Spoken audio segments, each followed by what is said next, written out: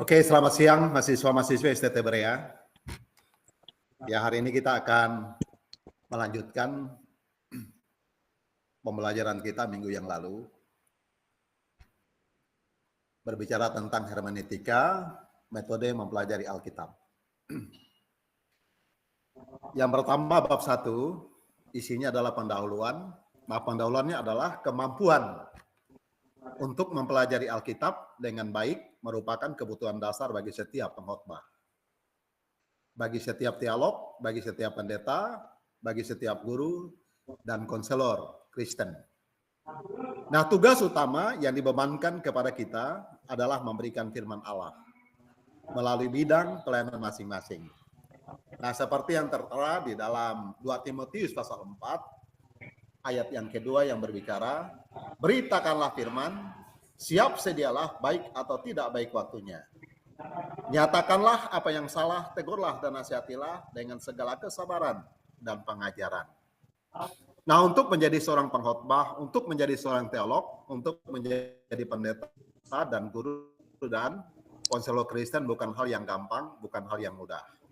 Ya, kita dituntut supaya kita bertanggung jawab atas tugas yang dibebankan oleh Tuhan kepada kita semua. Pengertian beberapa istilah berbicara tentang hermeneutika. Yang pertama, hermeneutika berasal dari bahasa Yunani hermeneutiko. Kata kerjanya berarti adalah menjelaskan, menafsirkan.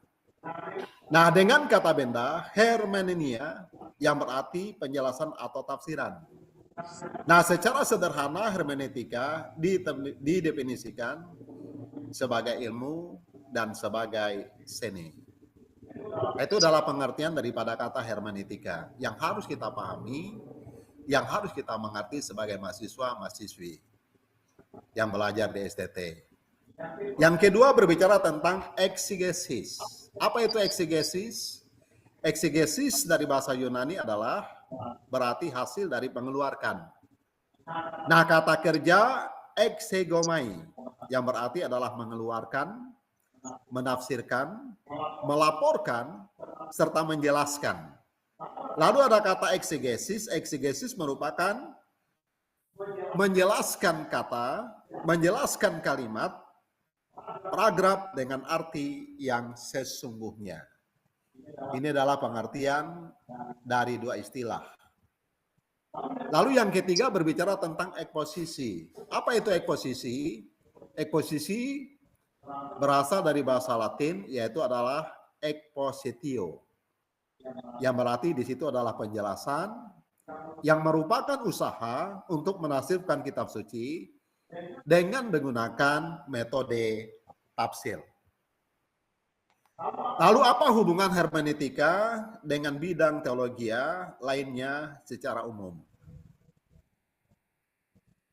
Nah, hubungan yang pertama di situ adalah Alkitab, lalu ada kata eksegesis, lalu ada kata teologia, ada kata sistematika. Nah, di sini ada proses yang pertama adalah pembimbing PL dan PB. Karena Alkitab kita itu dari PL dan PB. Perjanjian lama itu adalah Ibrani, lalu perjanjian baru adalah Yunani. Lalu di ujungnya adalah hermeneutika. Lalu berbicara tentang teologia. Nah, teologia itu meliputi sejarah secara historikal. Lalu ada secara sistematika, ada secara dogma. Lalu ada turunan di situ tentang sistematika adalah berbicara tentang apologet.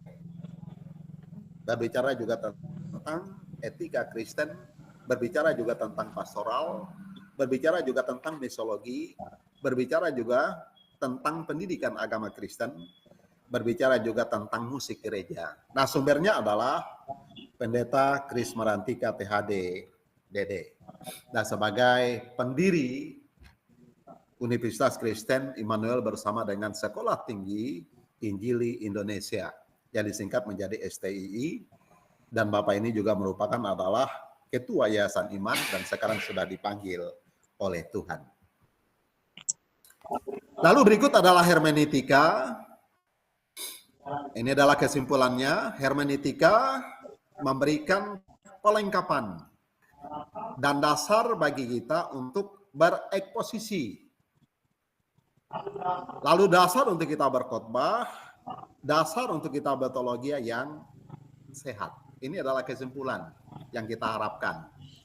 Nah, supaya selesainya kita belajar tentang hermeneutika, karena hermeneutika itu ada satu dan ada dua.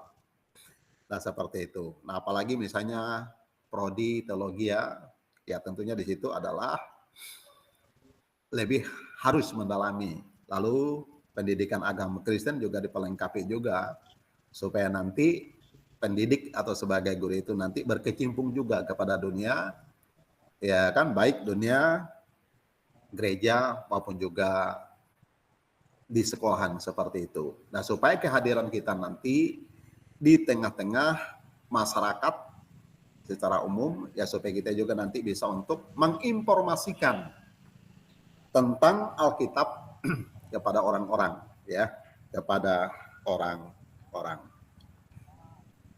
Nah, para mahasiswa-mahasiswi, nah sebelum kita menutup daripada pelajaran ini, mungkin ada pertanyaan yang diajukan.